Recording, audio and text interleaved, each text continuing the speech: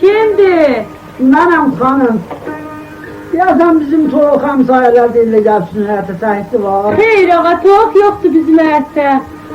Bacım xahiş edirəm, elə bir soğuksun hayatta. İxtiyarınız var ağa, ərzəliyəm yoxdur, bizim öz soğuğumuz çoxdur. Belə yox, soğuk yoxdur bizim həyətimizdə. Elə nə alınmış ki bizim soğuğumuzu siz uğurlayın. İxtiyarınız var ağa, əcəb.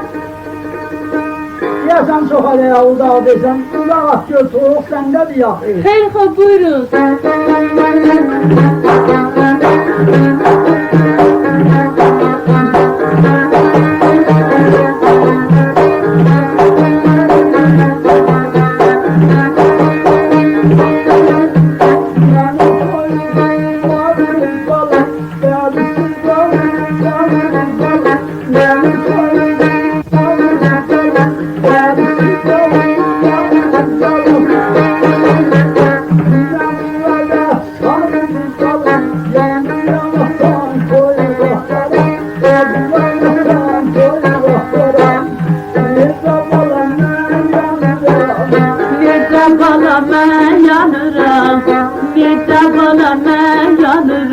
Seni yanarsan toyuna para, odlanarsan toyuna para.